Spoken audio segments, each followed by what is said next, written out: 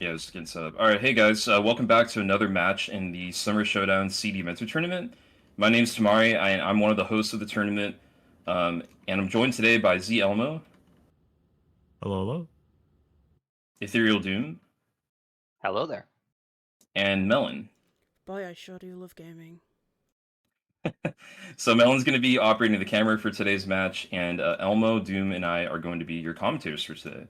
So today we have the new Super Canine Bros playing in the losers quarterfinals against SoftThrow Incorporated. We'll be watching SoftThrow play later today, but this is the new Super Canine Bros half, and they'll be playing on Vortex in an attempt to set as high of a score as possible, which the SoftThrow Incorporated will have to beat later. Now, today's match is really special because it's the elimination round. So, whichever team sets the highest score will progress on to the losers semifinals, and the other team will be eliminated entirely. So, I thought I'd pass it over to Elmo to do a quick recap of the scoring system, if you don't mind, please. Of course. Okay, so we have a lovely little scoring system going on here. It is devised of the main bonus, which is completion, or the main scoring, which is completion. You get 100 points for beating every wave. Then we have the bonus system. We have the health bonus, which starts at 600 and decays by 100 for every death that the team incurs. We have the objective bonus, which during the match we will get 3 objectives per map, or per map, yeah, per round, per scenario, I guess, really. Yeah. And every objective will be 200 points worth if you complete it fully. It does not give any partial points. You have to fully complete to get anything out of it. It does, however, still award you the ammo or the money that you would get for partial completion. Then we have the time bonus, which starts at 4,000. Starts decaying at 1 point per second. And then as we reach further into the match, it will speed up to decay by 2 points and then 3 points per second eventually, until the entire bonus decays around 33 minutes, right? Yeah, and that's actually up on the HUD there. If you guys take a look at yeah. the Yep, up in the upper upper left left. corner and the upper right corner, you can see there are like there's a little yellow notch and a little red notch, and those correspond to those intervals at which the time bonus will change, as Elma was describing. Yes, and then finally, last but not least, we have the no medic bonus, which is a multiplier instead of a flat point value, unlike the others. The no medic bonus is essentially, it works in 2 stages as well, funnily enough. We have the full no medic and we have partial no medic. So full no medic is without a medic and without a survivalist, which will give you a 1.5 times multiplier to all your other points. That's all the other bonuses and everything. And then we have the partial no medic, which is a 1.25 times multiplier to all the other points as well. And then I think I'll pass it off to Ethereal for a quick roster rundown, if you don't mind, good sir.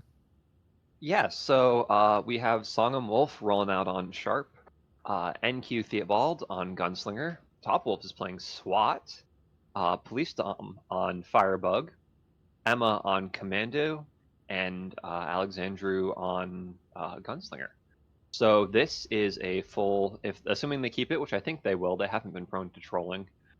No medic comp, so they will be getting the full 1.5 times bonus. Things to note in particular are, first of all, the single sharp restriction the tournament is currently under, that you can only have one, and so they will only ever have 6 freeze grenades. Those will be supplemented by the SWAT's 5 flashbangs, which is makes SWAT a very common choice to bring along in place of the sharp. And then the SWAT also, with the Rapid Assault level 25 skill, has unlimited healing darts in Z time with the 201 SMG. So that might very well make Top in a primary healing role if they need it. Yeah, and I imagine he'll probably be, depending on where they go when they start this match, which I'm gonna make an assumption is going to be the regular CD hold for this map.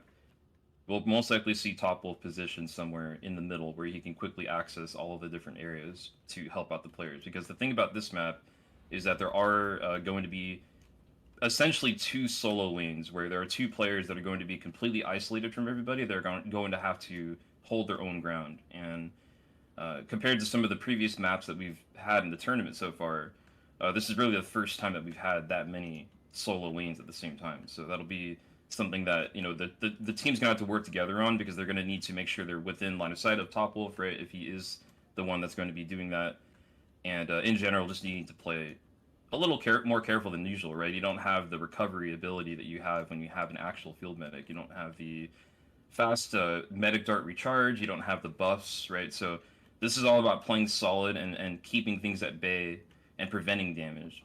Another thing about Topwolf playing SWAT that's worth mentioning is that SWAT's actually really good at absorbing damage as well, right? They have the heavy armor training and assault armor skills that essentially give them 150 armor and make them immune to health damage, except from sirens, while they have armor. So if he decides to use those skills, he can also take massive amounts of damage for his team with very little health loss, so or if any. I want to mention real quick before we start that they are going to be playing 2 games on this map. I didn't mention that earlier.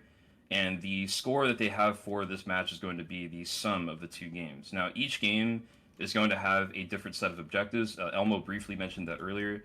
There are going to be 3 objective zones per game, and if the team decides to hold those, they will be able to get those bonus points from that. The bosses are also going to be different. If I'm not mistaken, I think this first game that we're going to be playing here is going to have a single matriarch with 10 player health, so her health will be scaled as if there were 10 players in the server. And then the second game will have a double Hans with, was it 6 player health, I think? Yeah, Yes. both 6 player. Yeah, so 2 different styles of boss fights, and we'll see if they decide to make any adjustments in between games for that. But yeah, I think if we're good to go, we can go ahead and give them the ready, because we are a little bit overtime now. Yeah, I think we let him go, let him loose. All right, cool. So I went ahead and told them that we're good. So we should be going live in just a second here, and we'll see where they decide to go for this initial hold. I think they might actually just hold at the spawn. That's what the other team did as well. Another thing that's worth noting for the nomadic run specifically. Oh, server connection lost. Oh, there we go. Just like Never a mind. little Yeah. frozen. Oh, yeah, it's the hiccup, right? Yeah. Another thing that's worth mentioning about the SWAT medic is that outside of set time, the 201 is a pretty not very good medic weapon. So they might have to subsidize it with other medic weapons and other players on the team, unless they can get sufficient set time through the single sharp.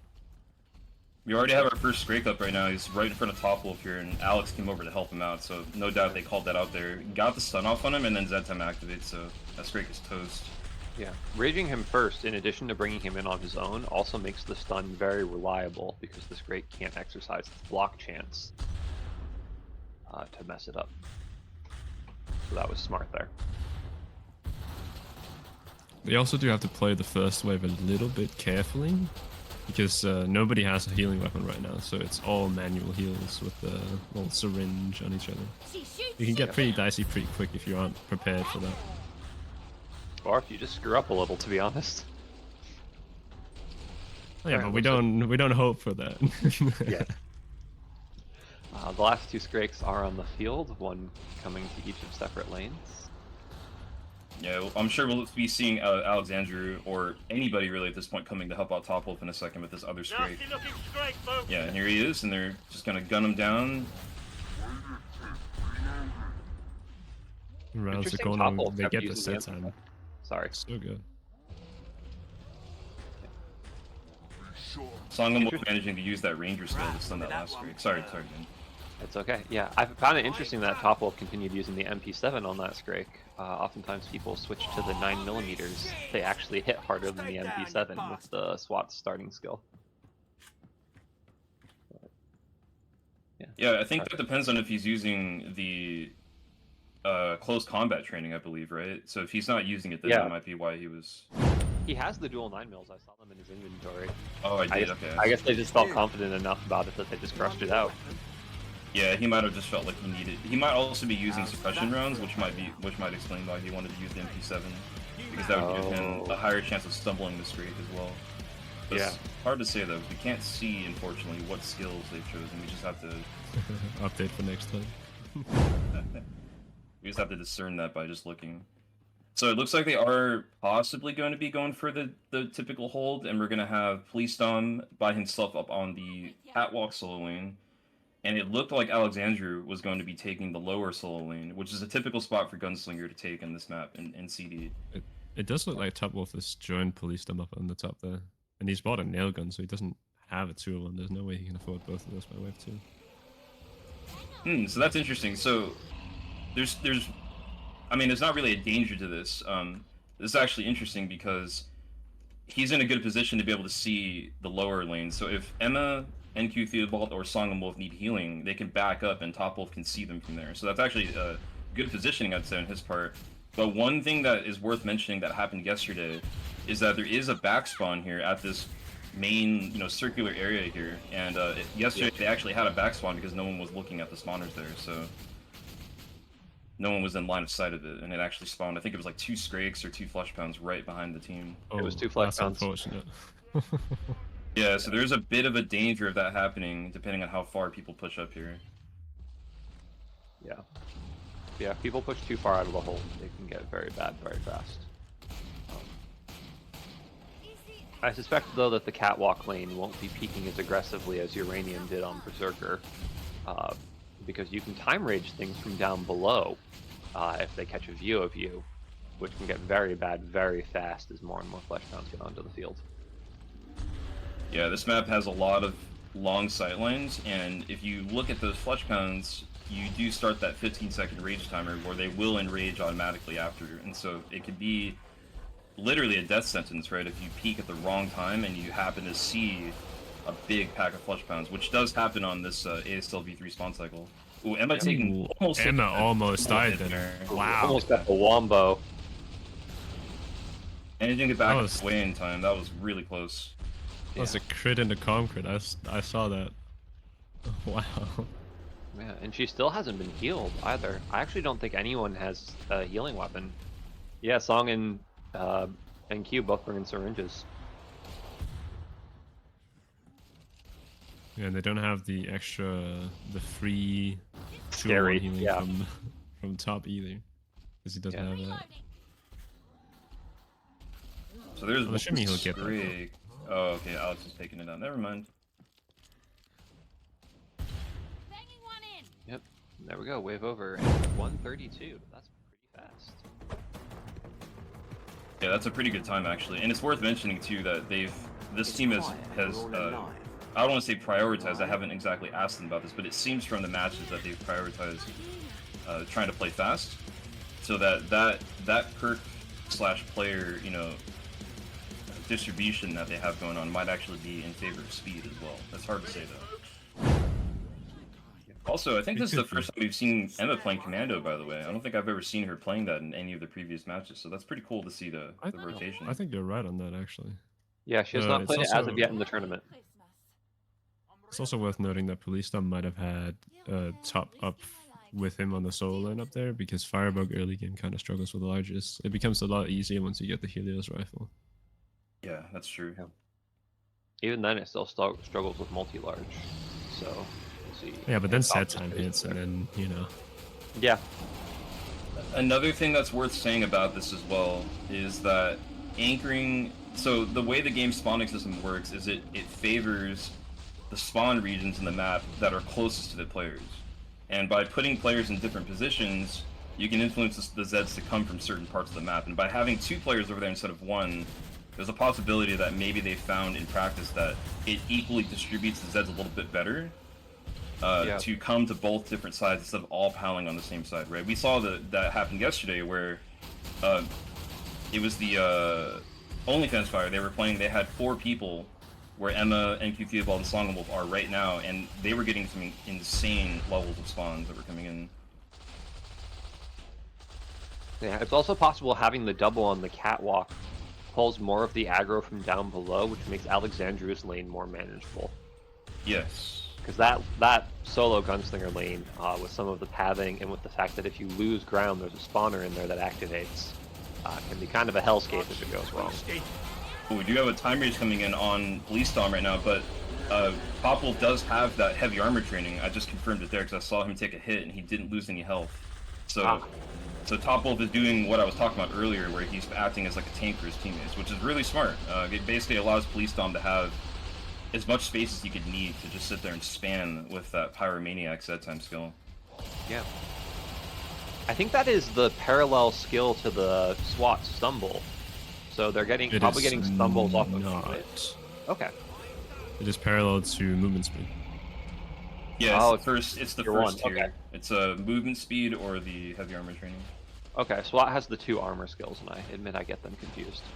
Yeah, no Yeah, worries. the second one is opposite to the snare cripple. Ah, snare is incredibly powerful. Making a lot of use of Z time to PoliceDom with the trench guns to lay down ground fire, which is particularly potent because it pretty much wipes away everything that isn't a large, but doesn't fire rage larges. Really nice proc from the Zed shrapnel there from PoliceDom, stunning the enemy, making an easy kill, and Topwolf didn't even have to use the flashbang on that kill as well. Yeah. And especially in the early game, for the economy with the tournament, using only the base 6 wave-sized players, any grenade you can save honestly counts for a lot, because that can be a bunch of bullets. Oh, is that actually a trader down below? Does Alex just have it? That's pretty cool. Yeah, there's a trader right next to him. It's that little, or wait, is there? Yeah, I think it's the knockdown yeah, box down there. It looks like Alex is at least going to that. He's not going upstairs with the others. I saw that and I was like, oh, why? Dang. Today I learned. Yeah, it is. Yeah, a trader. same. Yeah, so all of the trader pods are open at the same time in the map, so the team can go to any of the trader pods, and that's mainly to cut back on random factors having an influence in the match. It's just to make it more fair for everybody. But in a lot of cases, we've seen the teams getting really creative with picking holds that are near traders, so they can minimize that trader time, because one thing we didn't mention is that time bonus is ticking during the trader period. So it's in their best interest to skip as fast as possible if they want to save a high amount of points.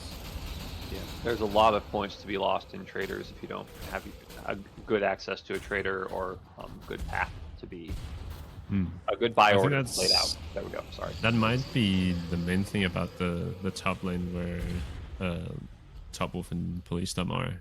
They're fairly far away from the nearest trader. The nearest trader is the one in the main hold, as far as I can tell. Yeah, and then anytime they have to hunt down their lane for the closing Zeds, it makes it particularly bad. A little bit of heat coming on the front lane here. We got triple FP coming in a second, and the Z time is about to end, so they're going to have to take care of these in real time. I imagine they're just going to throw a freeze on it. But they're kind of split, though. I don't know if they really can freeze all of them. Here comes one raged in right now. Ooh, connects with the kill. What hit him before that? I thought he was at full health before that. I think he got bloated. Oh no, the bloat got him before. That's really unfortunate. So now they're at a real detriment on the front. There's triple FP, double FP, and double PP coming right now. Top is moving in though. Yeah.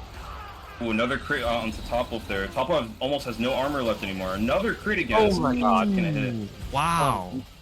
Top is very low here. He's critical. I think they're gonna need to converge here on Alexandru's lane. Ooh, Emma taking another hit. She's got to get this Z time so they can get that flush pound down with that rapid assault skill. This is really vital that she gets the Z time extensions here. Yeah, now we're also seeing the effect of not having the 201 out. Oh, there it is. Okay. Oh, there it is. The 201 is there. Okay. Yeah, Emma also using the 401 as well to heal Topwolf there, so yeah. Both of those medic weapons really coming in clutch there, and the extensions too. I mean, this is really just showing how important Commando actually is, right? It's insane. Absolutely, but I do still think that it would be in their best interest to converge and move out of here right now. Even though, I mean, at the same time, there are only 6 left. There's only 4 left, so, I mean, I get it at this point. But, wow. Ooh, Top taking another hit. Low health again. Relying on raw accuracy there. Wow, that was rough. Now we see how quickly no medic can completely fall apart.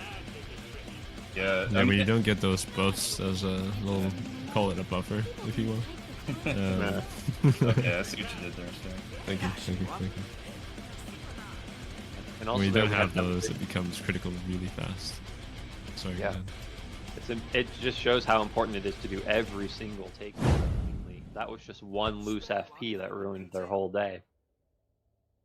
So. Yeah, I was just gonna say that it looks like I honestly didn't even see what happened to NQ right before he died. I saw the FP hit, but like I thought he was at full health. So I feel like him dying was just a little bit unfortunate that the blow just happened to be there at the same time. You know, like a tag team combo kind of thing. Yeah. But then after that, yeah, that one flesh pound just sort of wreaked havoc right there, unfortunately. So that is going to be 200 health bonus lost there, which isn't really that bad, honestly. I think all things considered, I think they salvaged that pretty well. Also, there's a triple flesh pound, triple scrape just spawned right in front of SongahmWolf here. Definitely going to be freaking that one. Yep, they are back-to-back squads at the start of the wave. Good spawn. Great execution, just absolutely deleting those two flesh pounds there. And now there's another freeze going out, just going to clean up the rest of the larges here. And they have the Z time on top of that. So these are definitely dead larges if Emma manages to hit these extensions. And it looks like I cursed it. They This still time it was come a little good, early, so- but it was more than enough to make it through. And they still got it down. Like it's pretty crazy how much damage you can do even in just one Z time extension as a gunslinger and sharpshooter combo. Yeah. Oh yeah, absolutely. They just need to reclaim a little bit here, but it seems like they're getting the space and then immediately getting slammed all over again. Just in time for 2 Scrakes followed by quad FP. Let's go. There actually a quad there? Oh, there is. Wow. 3 Scrake. It's 2 2s that are combining together. Yeah, they're coming in a little bit split, and that bloat's gonna get in the way there, and they're gonna converge even closer here. Yeah. And Probably there's another freeze. not amazing extensions available, but it looks like we have preps coming out on the bloats. Where a target There's is also a weakened. body there. 2 bodies now, so it looks like, oh, Yeah. never mind. Oof. Freeze. Oh, it doesn't get the 3rd FP. Oh, but he gets stuck. Let's go. Nice. Good focus fire. Good sequencing, guys. Alex getting a little bit of heat in the bottom lane here, but really fortunately that Z time proc went off and he was able to kill a Scrake and a QP just in that, you know, a couple seconds at time. So I think he's gonna manage to recover just fine there. But he had like a little he trick of shredded the Scrakes. extensions up top and it dropped immediately. Oh. Yeah, that's a flush you can pound see life it. sometimes. Yep. I hate it when that happens. It's the worst. So, You stand there, you're ready, and then the FP enrages and the trash that you're trying to kill just ever so slightly nudges him, and then they just go up into pink mist. It's great. that bump damage. So we do have our first objective coming up here in wave 6, and I'm just gonna assume they're not gonna go for it. I think it'd be really risky to do given their composition, but Yeah. yeah, this objective is it's in a pretty difficult spot. There's a spawner right behind it that drops Zeds directly on top of your head, so That spawner is on a very low cooldown as well, apparently. yes, I think it's I don't remember what the cooldown timer is, but it's very short, so I don't Word on the anticipate street seeing them was going that it for was that. half a second, but I haven't looked at the spawner myself. Yeah, I'm actually not sure, to be honest. Charity. If It's anyone also needs worth it. noting that it is there are 2 spawners up there, and they're I believe both large spawners, aren't they? One of them is. I know that one for sure. One's large spawner and one's a trash spawner. I see. Song Alex. weakening the rider leg there to make Emma's life easier. I love to see a rider prep personally. And Alex is about to come face to face with a few QPs and a flesh pen. I thought it was a triple FP at first, but I got bamboozled by those animations looking the same. She shoots, she kills. Yeah, we've also seen a lot of really good use of prepping, like Doom was talking about earlier.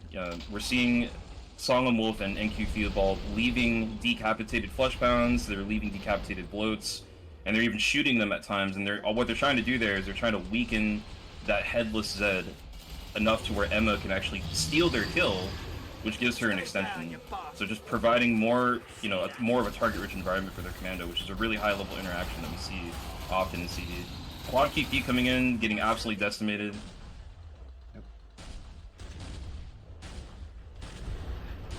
Yeah, I mean, great they're kind of job just chaining- smoking this right now. It's pretty crazy. chaining the stumbles on those quarter pounds, which is how you deal with packs of them.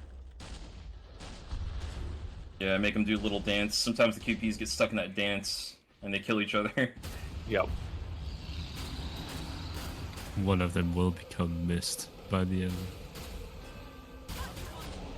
All right, we are into that second time increment where it's decrementing by 2 points per second now. Yes, indeed. So the time is a little bit more worthwhile now, right? They're going to have to either keep up the pace or play just a bit faster if they want to keep a high amount of bonus going to them. We are in wave 6 already, but those last waves are a lot heavier, so they do take a little bit longer.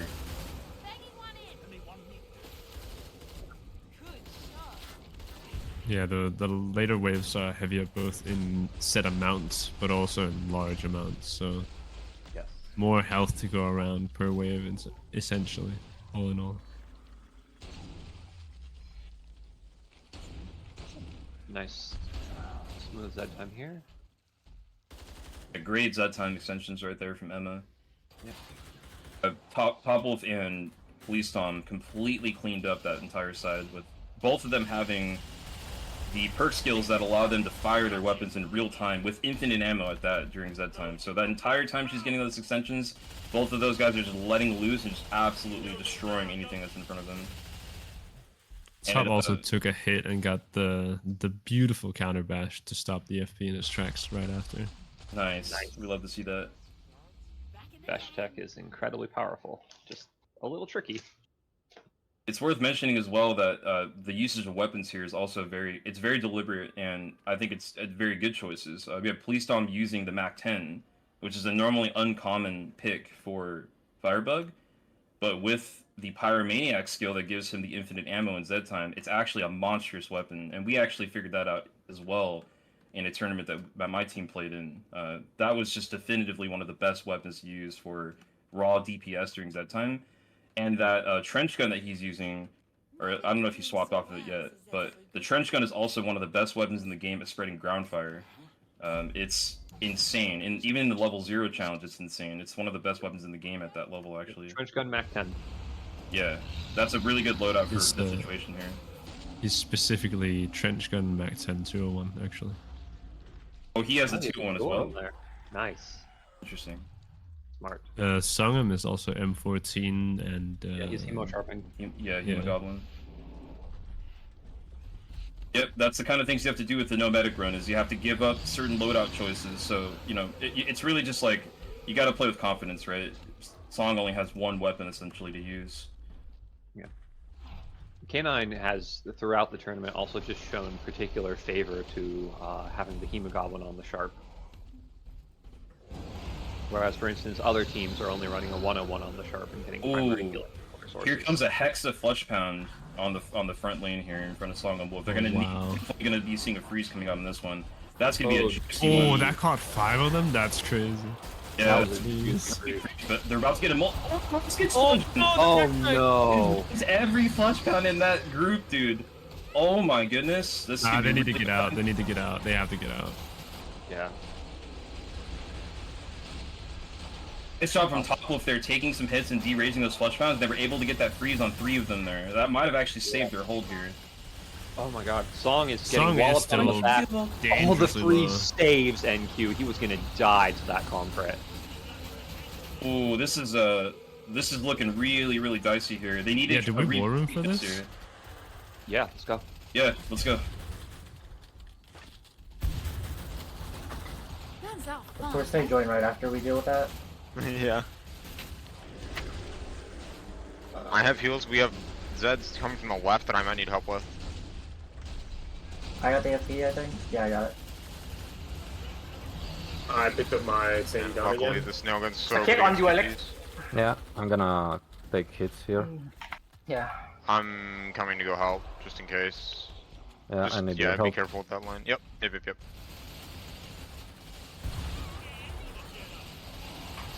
Good stuff, I can guys. just be the It's not the face last tank if I need penny, to. so Yeah. yeah, I'll need it. Something. Oh, Okay, it's kill me DTO. now that time. Last 15. Oh, okay.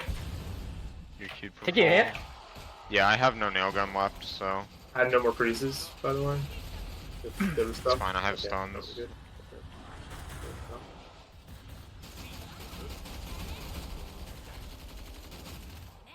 alright, well done.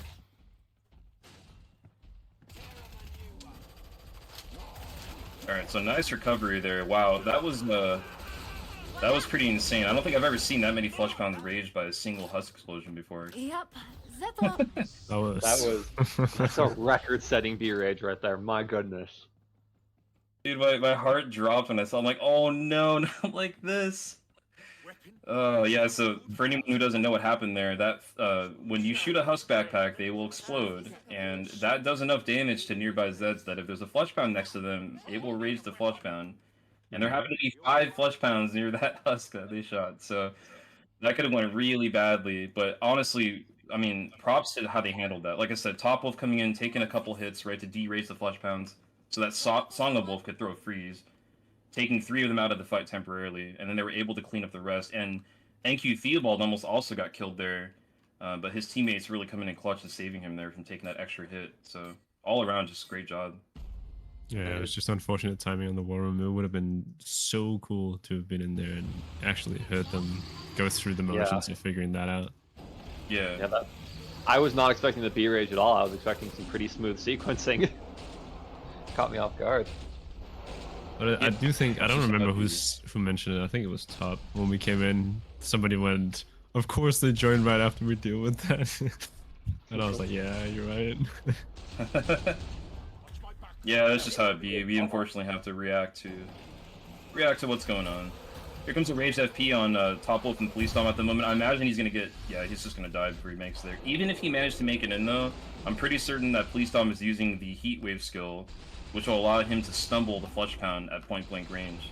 So just another layer of protection against getting hit. Such a strong firebug skill, heat wave. It's ridiculous.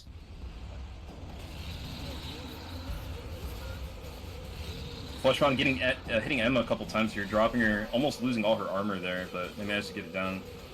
Issue with this front lane is that they have this far back entranceway. It's like to the front left, and when you're pushed back really far, like they were a second ago, Flushpounds coming from that direction can be really troublesome because they're so far away, and they're going to start that rage timer early. I'm really interested to see if we get an octuple FP in the next wave. Because We got 6. I know what that hextuple was. Because that was 2 triples converging and there's quads that can converge. Yeah, that was insane. That was so many Flushpounds. I wonder if they've given any experimentation with positioning to try and manipulate what spawners beginning to spawn initial Zeds at. Yeah, it's hard to say. I know I actually wanted to mention this earlier, but I forgot. Alexandru is actually utilizing his line of sight in this lower lane here to provoke more spawns. So what he's doing is when his lane gets quiet, he'll duck around the corner, and what happens there is that the game can only spawn Zeds when you're not in line of sight of the spawner. So because he's not in the room anymore, he's provoking spawns to appear there, and I think he's doing that to not only give himself something to do, but it's also alleviating a little bit of pressure on the top lanes, right? Yeah. Yeah, that can be very important sometimes on solo lanes, especially with more max monsters on the field, is that you want for safety to keep your lane nice and light, but then everyone else has more problems. Ooh, front lane is in a little bit of a predicament in terms of health right now. Yeah. Ooh, nice overgauntlet on that pound. That was important. Top lane was also pushed back a little bit. They were kind of on the back foot there for a sec.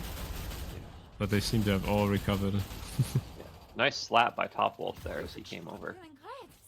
Yeah, Top was ready to stop that FP from doing a follow-up attack on SongahmWolf if he managed to actually try to do it. A god amongst men.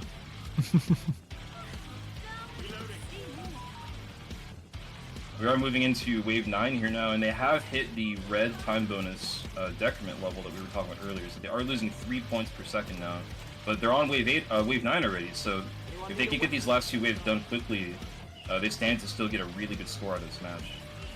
Yeah, they can be done in less than 3 minutes each with good flow and good play, so that put them at 26. So yeah, then they would have time for the boss fight and result in a nice juicy time bonus. I'm very excited to see what they pull out for the 10 HPF matriarch at the end there. Yeah. Something I also want to highlight is that the positioning of PoliceDom is particularly smart because that lane has great chokes that can just be filled with ground fire. so it's really easy for the firebug to stay on top of keeping the ground fire on the ground. And we see him doing it right now with that. I was about to say. Yep. You say it right as that time hits, and he begins to create a line of fire in that little hole over there. Yep. We got some heat at the front. Nothing as catastrophic as the hextuple FP. Ooh, Alex just got a really close spawn. He wasn't looking at all the spawners down there, and he got a double FP right in his face there. Oh And I no! Oh, he's got a quad on him. He's got 4. Yeah, there are already 2, and 2 more of them appeared right next to him there. But he has his Z time proc here, so if Emma can land these, he should be able to get almost all of these down. Yeah.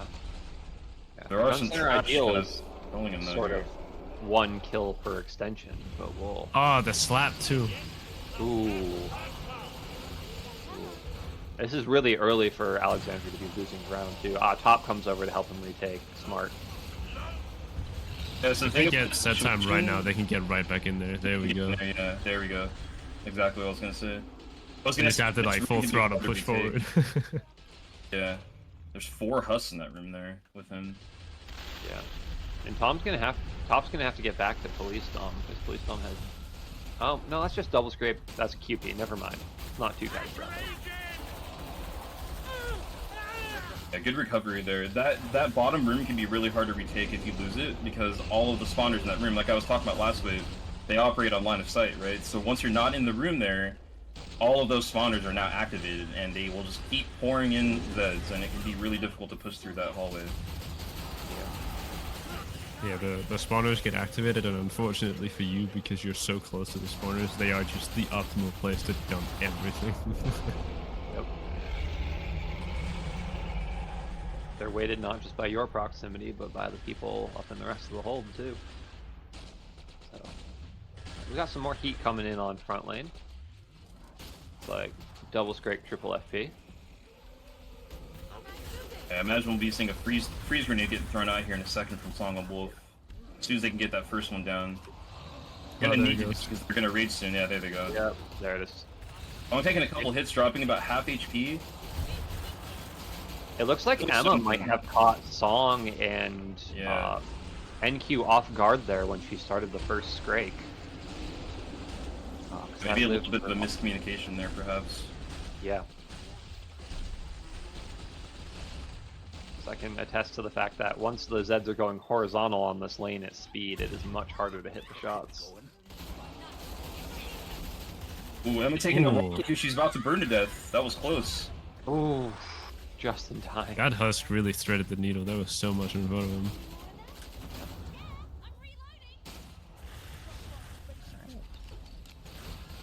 Looks like without any major mistakes, they're gonna roll this up just fine.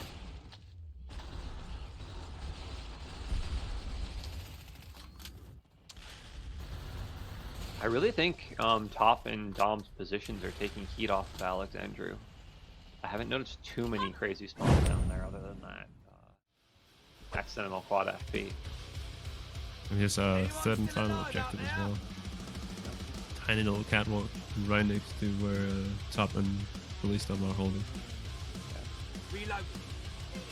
Yeah, this one's doable, but I don't think they're going to go for it simply because I think it would be detrimental to their current progress. I mean, they've already had a lot of close moments already, and they've managed to pull through all of them. And if they, at this point, if they have any more deaths or even have to do a kite, they're probably just going to lose the rest of that time bonus that they've got. So, yeah, every second is worth 4.5 points right now after nomadics. So, yeah, for sure. Plus, doing takedowns looking upstairs is particularly hellacious because then if you screw up, you can't shoot over the Fleshbound gauntlets afterward like you can on flat ground or when you're looking downhill. Here we go, wave 10. So we're going to have some pretty juicy spawns going on here. There's a couple of quad FP spawns in this wave, if I'm not mistaken. I'm about to see how they allocate.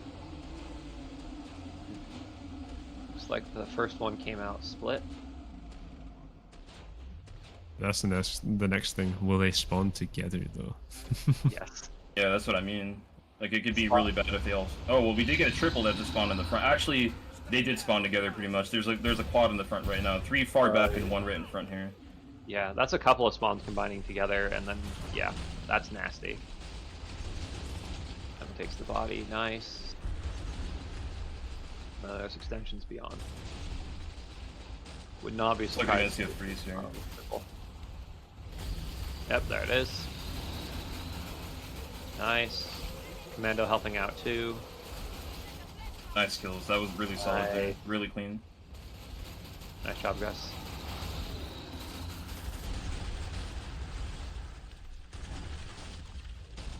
Song has to make those freeze grenades really count because he's only got 6 of them. And with this 1 sharp limit, that's all you've got. He's been getting some pretty good value. You got that 5 freeze, that 1 wave. Ooh, Insane. a Scrake over by Dom got fire panicked and fell off the catwalk.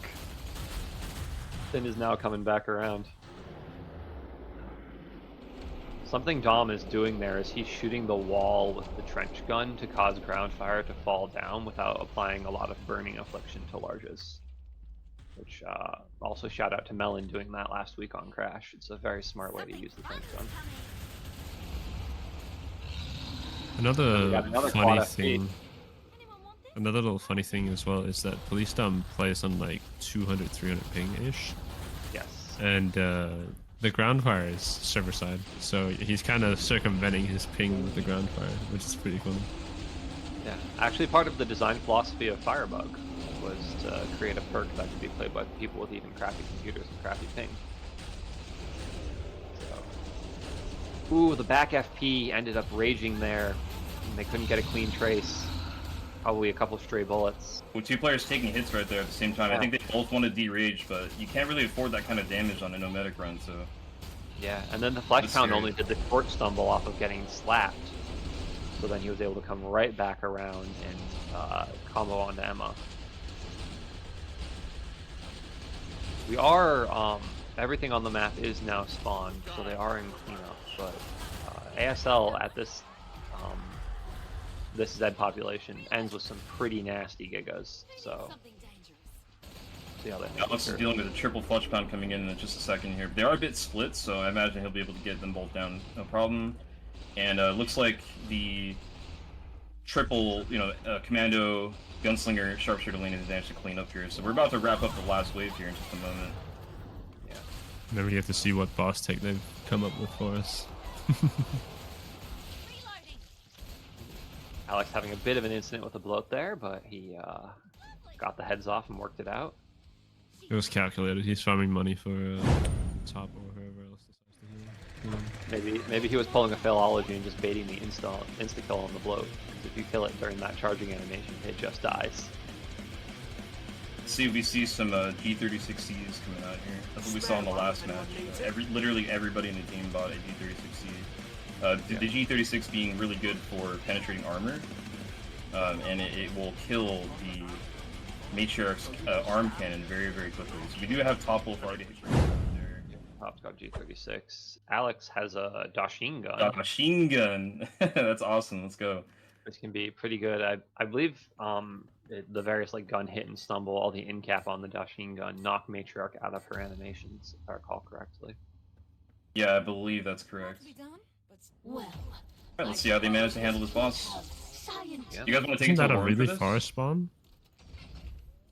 I think that's the spawn by spawn. Yeah. That's Yep. pretty far. Do you guys want to take it to the war room, or do you want to keep it here? We can take it to Worm. Hear what they're let's- talking about. Let's go. Yeah, let's do it. perhaps we don't understand each other.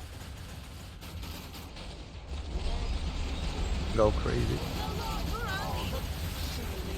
And alright, we're Back up, back. Yeah, let's back and also be mindful of Vidars. Yeah, Emma. Got leaders behind. Oh, Nice. she's knocked down.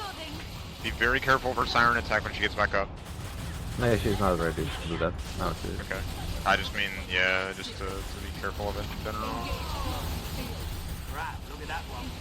Alright, yeah, we can just melt her now. She's kind of stun locked. Off. Yeah, it's Punish good. a lot.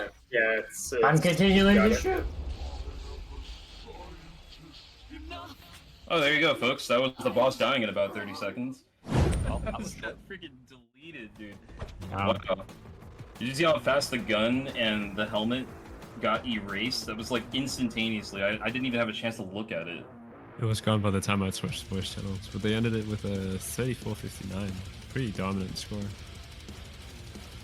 Yeah, indeed, that's gonna be that's gonna make it a lot more difficult for SoftThrow Incorporated to match later on today. Yeah, no, that was a very impressive showing, and they made it out of some real crises. On that boss, I think they were leveraging ground, along with the G36s, they were leveraging ground fire to melt that armor away. I did see towards the end, PoliceDom got pulled in and actually got a heat wave stumble on Matriarch with the Dragon's Blaze. It's pretty cool. Yeah, the Dragon's Blaze is pretty disgusting against her. Because it has incredible ground fire, so you just blow the heck out of her legs. And especially with the Dashin gun and all the various incaps, you can keep her just standing in that ground fire to die extremely quickly.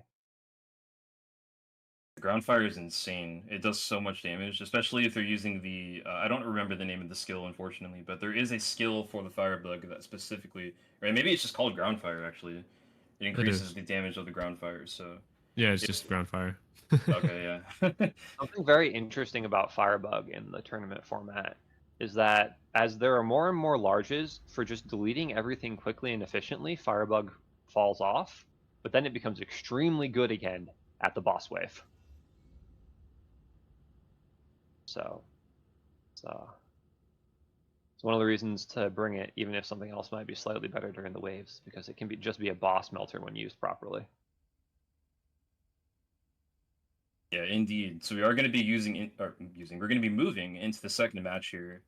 We'll see if they do the same composition. I mean, I imagine they don't have much reason to switch. I think that worked out really well for them.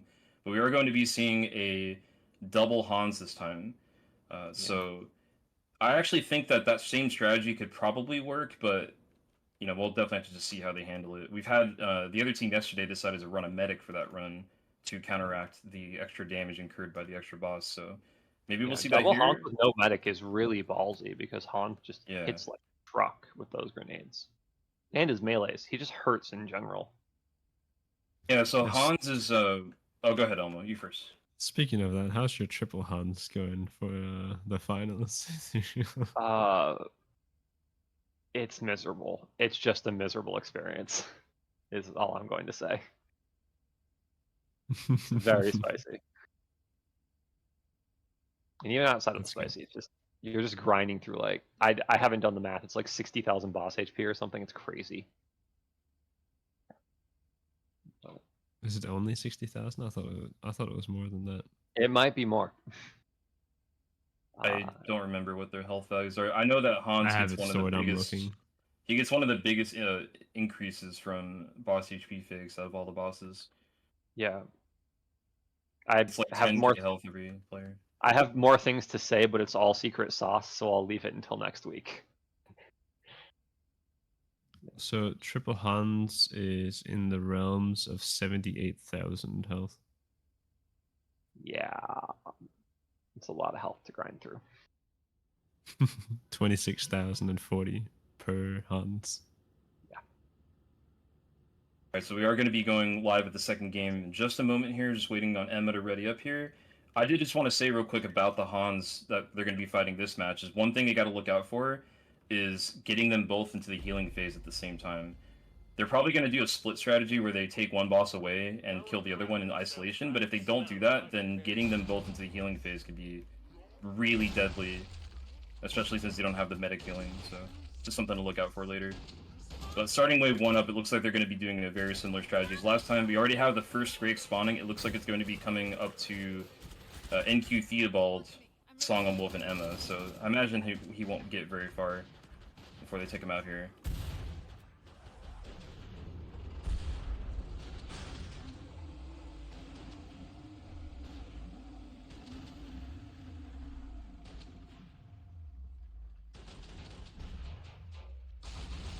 Nice stun right there from Song. I don't know if Song was waiting till the last second to get that Ranger stun, but if he was, that was really smart. NQTheobald also taking a full bloat vial right there, dropping a half health. It's so strong. Bloats hurt, man. Those really are do. funny haha fat men until they get a full bile off on you, and then you're just melting away. Yeah, that was very smart by Song to bait out Z time like that. That's often a common strategy for early larges. Just save the freeze. Yeah, exactly. Use that ranger level 25 ranger skill to get that increased stun chance on headshot, right? Actually, in the vanilla game, it's actually guaranteed, but in the tournament, the version that we're using is the old version where it just increases your stun capabilities. So there's a chance that when you shoot them in the head, it doesn't always do it. But like I said, he waited until the very end, and I'm not sure if that was intentional, but it was really smart because it basically allowed him to get the maximum value out of the stun time. If he did it during that time, there's a good chance that his teammates wouldn't have been able to capitalize on it as much. Yeah, lever action stun also hits like a truck. It has a great stun value, so I think it's guaranteed within 2 shots, even if the Scrake blocks. And you can sometimes get it in 1. Nice Goomba right there from Alex. He timed it perfectly with that Scrake getting unstunned from the flashbang from Topwolf. Yeah. Good. Thanks. And they're off to do more nomadic speedrun things. It's like we just had 6900 score flash up. Nice. For a good home.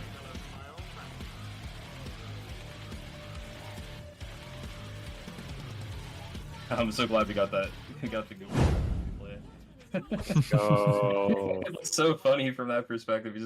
Alex just comes out of nowhere, just from the sky. Yeah. Let's go, Melon.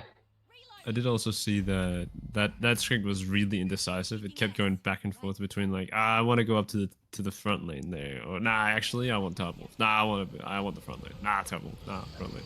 Kept going back and forth. It was really funny. They have a little Dosh that's gonna rot away by the trader there. Hopefully that's not a full 50 stack. It's the tip. Sometimes you gotta tip the trader. Yep. Song and sorry, who's on front lane? NQ doing that quarter pound with just their tier 1 weapons. It was lever action in 1858s. Nobody pulled out their SPX for it. That was pretty cool. Does Song have an SPX? I suspect he would, but I guess we'll find out. I'm trying to check if he does. I don't see one on him. And I don't even know if NQ has one either. Oh no, yeah, NQ has one. He just took it out. I don't know if Song has one though. Song's money is low enough that he might have it, but he might have also fed money into Topwolf for his nail gun. Yes, that's actually a good point. That's actually likely what happened. Yeah, no, that's where the math works out too. So yeah, Song running with just the lever action on wave 2. Yeah, but I mean, I reckon he knows that he's fine though. He has 2 players near him and 2 really competent players at that, so he probably just reasons that it's not really ultimately necessary.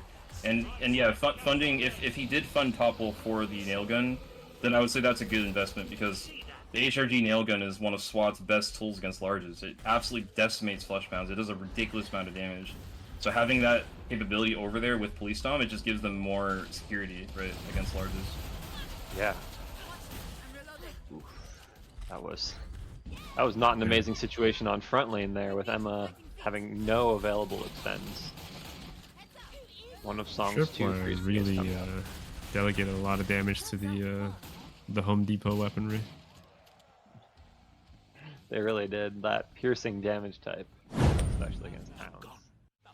The illegal piercings, as Indie Nick would say. Yeah, very powerful. Exactly. Yeah, I don't. It's still sitting there, by the way. It never disappeared. At least on my screen, it's still there. No, I still no, see it. Oh, there it goes. Find out. Oh, are they actually leaving a tip by the trader on purpose? They might be. That's dirty money. We don't want that dirty money. That's so funny. I was looking at there he goes. They're not. Right. Song on M14 and lever action now. Keeping the lever action. A really close quarter pound spawn right in his face right there. That was ooh, right around the corner from him. The really fortunate that corner pound. Okay. The early Z time is pretty much guaranteed to go off very soon into the wave. So You know who we're missing right now? We're missing Blunt Man in here. I know Blunt Man's in the chat watching this, but we need Blunt Man in here with his movie quotes to supplement the Elmo memes. I feel like Blunt would enjoy the corner pound. Corner pound. We're gonna start calling it that now. It's So we like, had Alonso in that one match from it was in Seattle Cryptomancers, I think, on Barrio. And now we have the corner pounds. I wasn't. What did they say in that match? I wasn't there for that. So the story goes for that one. It was on the Seattle Cryptomancers playing on Barrio, and Leg had a Sentinel, and because his name is Leg, we started calling it the Little Toe. let's go. And then it's the Little Toe. That's funny. Little Toe did a lot of work that game. I think Leg actually named it Johnny or something like that. He's like, here's Johnny. That's a good one too. I don't know that our Dezo Sentinel ever got a name, but anyway, on to the match at hand. Yeah, just funny match memes. Yep. So right now they're just getting a steady stream of larges going into the front, but honestly, there's not really much to say. They're just tackling all of them perfectly. I mean, the target prioritization is pretty on point, and they're just destroying these. Yeah. I find it so interesting they have the commando on the left on main lane, because then anything coming around the corner, the Mando is the first thing they see, which means that Song and NQ are then making lots and lots of diagonal shots. I wonder if they did that just to give Emma greatest line of greatest like access to Zeds. Yeah, it's possible. That'd be a good question to ask actually after the match is over. Yeah, I'd be really interested to know what's going on with that positioning on the main lane. I've spent a lot of time grinding the lane, that's why I'm here on this minutia having questions. How dare you have questions? Yeah, how dare I think? Have answers instead. Alright, so that is wave 3 up and down very quickly. That was a 1 minute and 39-second wave here. So making really good time so far. Barely even passing the 90% mark in the time bonus remaining. So if they keep this pace up, they're going to end this match with another... What did they get last time? Like something over 3,000. 3,000 something. I've already 34 something, I think. It's in the mid 3K. Check my It's glasses around real quick. 3.5K. Yes, that's what I remember seeing as well. They had 3,459, and they got 900 time bonus points. So these that they're making, they're on track to getting the same, if not better, which will give them somewhere around 7,000 points total, which will be the score that SoftThrow Incorporated has to beat later today. Yeah. They will need higher you really can good set the bar, the execution on the better. double hands though. That's going to be the main progression blocker for their time bonus here. Yeah, I'm so interested to see what their double Hans looks like. Ethereal scribbling notes in the back of the class. I'm always scribbling notes on everything. I had a whole set of boss quick kill notes from last year laying around that went into our Discord server. So. Of course you did. Well, I wasn't going to remember quick boss kills for a whole year. They're not relevant to normal CD play, so I wrote them down. You can't exactly Google how to multi-hunt either. Yeah. Multi-hunting is a pretty tournament exclusive activity. This one flesh pound being obnoxious for Alexandru, deciding to go around the other side of the middle divider. Because screw him, I guess. We did have like 3 QPs waiting in a very nice queue, like standing in line around the corner there. Very funny. So polite. You love it when the Zeds cooperate, you know? They came in geez, like can't we all one at a just be time. friends so you can die quickly?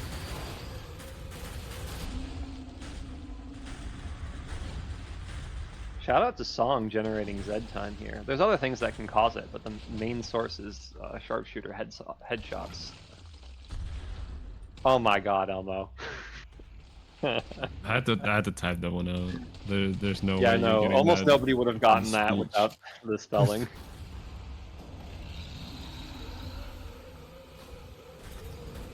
Thank you, Melon. I'm glad you liked it. You might even say that they were coming in from their queue on queue. That was too many letters for me, I'm sorry.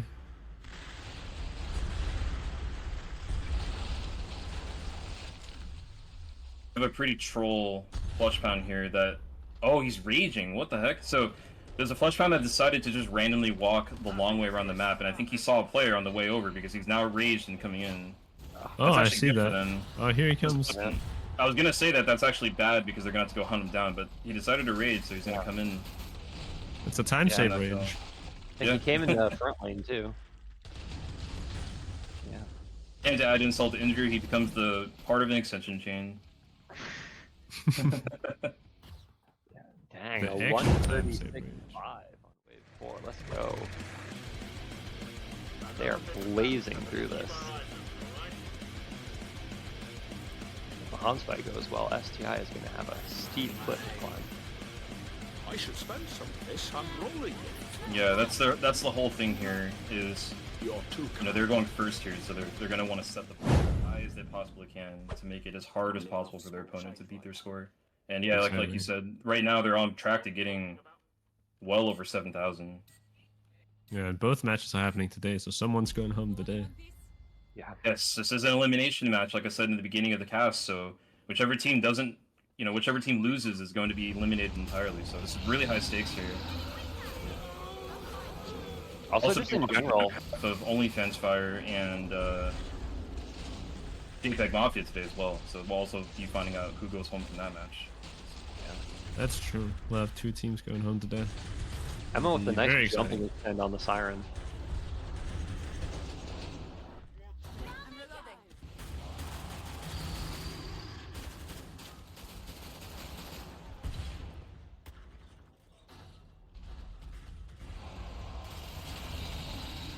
Somehow, Tub and PoliceDom are getting a significant amount of the largest this wave.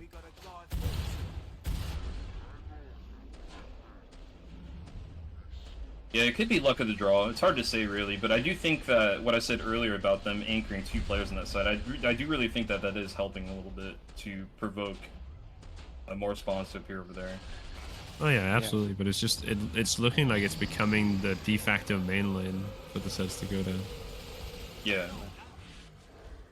Yeah, not just spawn over there, but also Zeds know where you are at all times in terms of aggro. So then more Zeds are not only spawning over there, but more Zeds are aggroed to that spot. Alex is falling a little bit behind in the bottom lane there. He had 2 flesh pounds walk in the door. They both decided to take different paths, and then he had Trash heckling him, and he was unable to get the kills quickly. And that second one was about to rage, but then Zed time popped, and he managed to get the kill in time. So. Good recovery right there. I think Emma just jumping killed that one crawler. That's quite funny.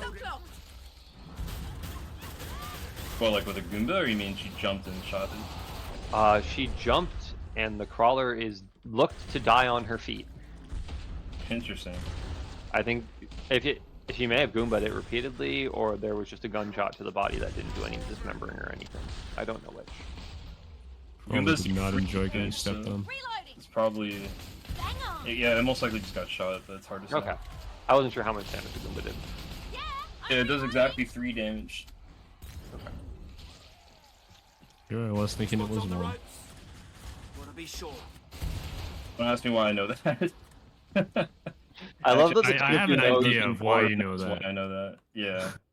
I love how the two of you know even more nerdy KF2 crap than I do. That doesn't happen to me too often. Alright. We have our first objective coming up here on the second game here. It's actually right where Topwolf and PoliceDom currently are. Now, if they don't decide to go for this, which I don't really see them doing, to be honest, it looks like they're already setting up really to not do it. However, because it's in the spot that they're already holding, they are going to be generating some free dosh there from that, from whatever they do manage to kill. So that's going to be pretty helpful for the later economy. Free But money. to Just click this emphasize, link. no points. You have to complete the objective fully to get the score value. Yes, that is correct. And we didn't mention that earlier, so I appreciate you bringing that up. Because, yeah, you have to complete the whole thing. We've seen some moments throughout the tournament where the teams have gotten really close to beating them, but something goes wrong, and unfortunately when that happens, you don't get anything out of it. Yeah, I think we saw a 90% completion at least at one point, and then they got pushed out by the very, very end. They didn't get the points. Yeah. Which is very unfortunate. But at the very least, it's still a considerable eco boost, especially since we're loading them so late into the waves. Like this one I saw was 454 dash value. Yeah. Objectives are often most impactful on early game eco, and we haven't had early game objectives for quite some time now. Unfortunately.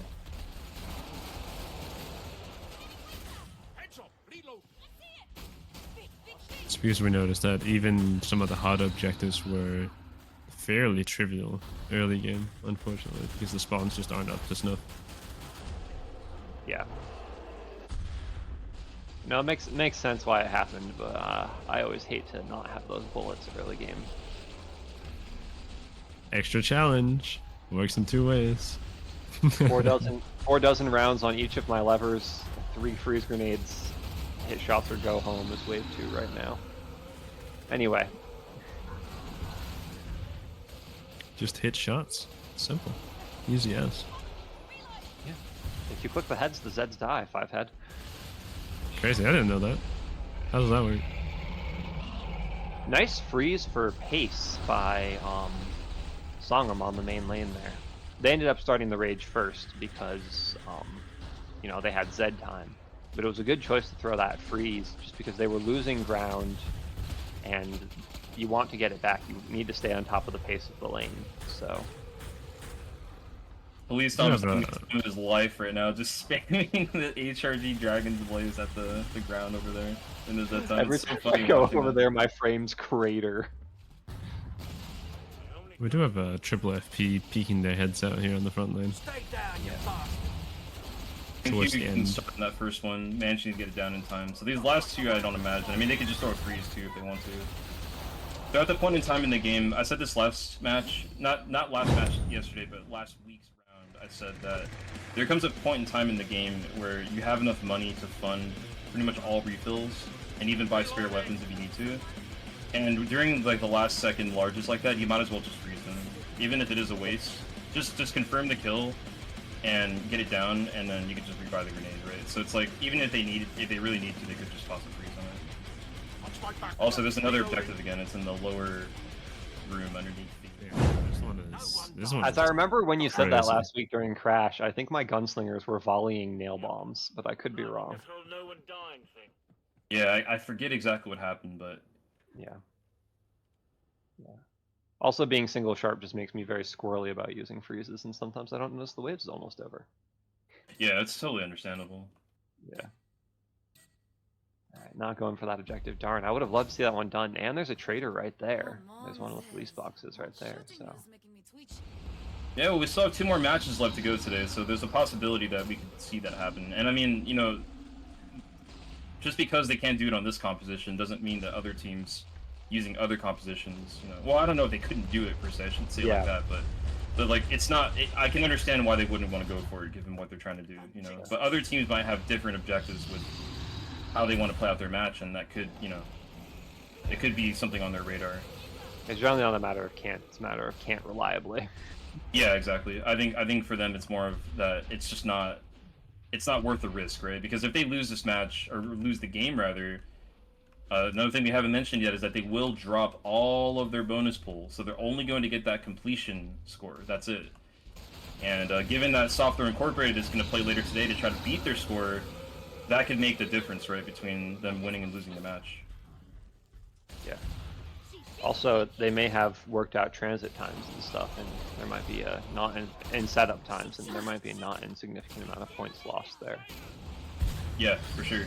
Like 3 points per second, an objective is only worth 67 seconds, so... Here comes we a got flush pound triple QP, yeah, right in front of SongahmWolf here. With crap for extensions, too, oh no.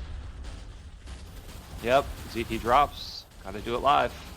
Yeah, but they managed to get 2 of the flush pounds down in that really short time, so that was really good efficiency there. They're going to be able to get these other 2 down, most likely no problem. Oh, they unfortunately raised it there, nullified that freeze, but it doesn't matter, they got the kill anyway. Freeze did still catch some things in the back, which helps with their momentum overall, so it's not all wasted. It just wasn't also, its full potential. It's possible they did it intentionally, because it is more efficient to use the time while the grenade is in the air and running through its fuse to kill something. Yeah. But, you know, risky. Hit shots or go home. Nice prep on that Scrake. Emma was able to take it with the 401. That was cool to see.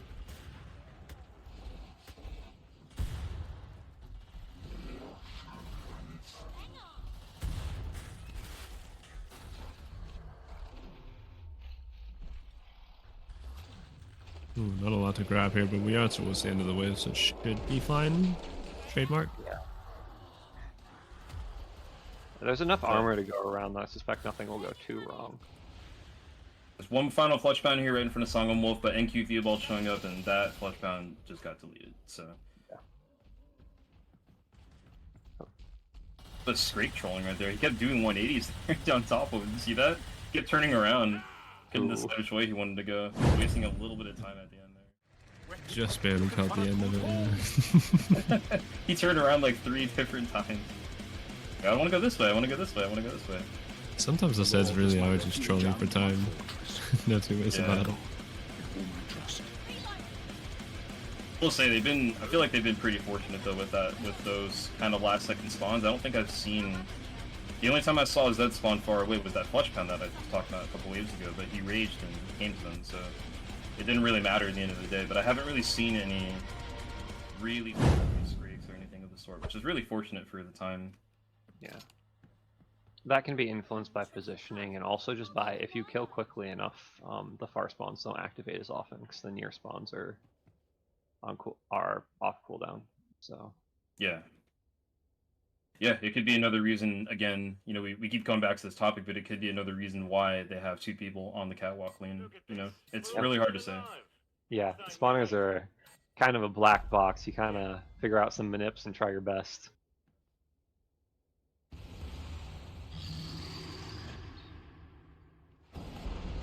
Right now, we are in the yellow time bonus segment here, so we are losing 2 points per second again. They're about to hit the red one in about a minute, 2.5 minutes from now. And based on the pace that they're making at the moment, if they keep this up, no one's died yet, so they haven't had to worry about rebuying any weapons or anything like that. No one's had, you know, no kiting. So I do think that it's actually possible for them to get out of this match with 1,000 or more time bonus, actually. Yeah. Yeah, they are significantly faster this time around than they were last match. Yeah. Or last game, I guess. Yeah. The other thing for speedrunning that's worth noting is when things go wrong, when they're having, you know, those chain rages and having to de-rage and all those sorts of crisis situations, is it's slow. Things aren't dying, so the cleaner your play, it, like, if I can think of the words, consistency adds multiplicatively. There we go. That's how I would put it. Comes into the triple fletch pound approaching SongahmWolf here in the front. Knows that time for this one, but I think they'll be able to just actually just gun these down, honestly. Yeah. Yeah. We got a good pinch on the last one there. Yeah, the third fletch pound Seems to be very nicely choosing to go to the side where he would be stuck. How nice of him. Yeah. He was a good man. It's something you always want, but usually never want to bet on. He was a good man. What a rotten way to die. That one's for you, Nick, if you're watching this test. I know, if Indie Nick is here, he'll appreciate that. Straight coming in right after bedtime. Ooh. Oh no, all three are triple rage. Triple rage, triple fletch pound coming in as well right behind that, but Zed time proccing. So if he can get this down... Oh, they dropped it, unfortunately. Alex taking a couple hits from the Scrake there. He still has 3 fletch pounds coming in. And 2 Scrakes. And he may have to leave the room here. Oh, but Zed time procs again. Okay, now if he gets these procs, these extensions, he can get this. Yeah. He has enough Deeg bullets, so we'll see how it goes. Emma does look to be having things up top to extend off of, so yeah. Got grabbed by the plot there. Yeah, top's coming Ooh. in. That was either time rage or a stray. Actually, head fractures. That was a stray round that raged the last FP, but Looks like with Topwolf there, it's gonna work out. And they're on the last 18 Zeds, so there's nothing to follow it. Yeah, Alex just keeps getting, he's playing really well down there, but he just keeps getting heckled by stuff as he's trying to go for his takedowns. There was like Claude just grabbing him at the end there. Yeah. Is that a quad scrake on the top lane out there? Yeah, it is. Yeah. And I think while we were looking down there, PoliceDom killed a Flesh Pound, the Mac 10, if I'm not mistaken. Which is not something you see every day. Might have. Mac 10 is monstrous. It's really, really good. Especially in Z time, like I said earlier. It's insane, actually. Yeah. With that blow, one taking Maga a little Scrake bit of time there. I believe upgraded you can one Maga Scrake with one bullet to spare if you're using the Firebolt damage skill. It's either one bullet to spare or no bullets to spare, I don't remember which. But suffice to say, it hits. We have our last objective coming up here in this little, I don't know what this is, like just a ramp that goes to the floor here underneath the, right where SongahmWolf and Emma and NQTheobald are holding. Again, don't see them going for that, but it's pretty spicy. Don't. Those stairs would be a nightmare, my goodness. Y'all. I will take no flack for this. Yeah, You no, all, I everybody that decided to one. go for the one match that Tamari chose the objectives for. Fair. Yeah, so I we are will in say that though, mine are three- probably worse. Probably. We're in that 3-point time bonus decrement now, and unfortunately that last wave was a little bit slow because they had that incident at the end with all the scrakes. Took a little bit of extra time, and they also had a kind of a long trader that time too, so every point really matters right now. Alex started his wave with a very close spawn of a triple QP. He just cleared it out. Yeah, I lost some ground down there. Making it look easy. Didn't even take a hit either. Great set Nah, time he's from just Emma there better. as well. What hit Emma while I was off looking at other lanes? I think just a random crawler or like a crash that got in. I wasn't actually looking at the lane there. She's trying to save right now. So what Emma's doing right here, for anyone who doesn't know what's going on here, she's realizing that there aren't very many Zeds in front of her to extend off of. So she's just waiting and keeping the Zeds alive in front of her. And she's actually got a crawler. I don't know if she actually realizes that it's still alive, but I don't know if anyone realized that it's still alive. I see him there. Oh, he's getting up. Chop kicks. Here we go. Oh, he did it. Oh, that took a lot of armor off Song. Holy. Yeah. He did the kick and took half of SongahmWolf's arm right there. Ooh, they start the FP first. A good initiative though, right? That's another Ooh, the body really probably common blocked to it in see. there. Oh no. Triple flush pound coming from the front back here. You're gonna probably want to throw a freeze in that. And there goes the freeze grenade. Only managing to get one, unfortunately. Song probably not really sure if he wants to use another one, but he decides to commit to it. Probably not the worst decision there. And Z time proccing here. Still has 4 left for the rest of the wave, so I think he's gonna be okay. Yeah. Good priority to get the bloat next. All sorts of fire rage stuff on PoliceDom.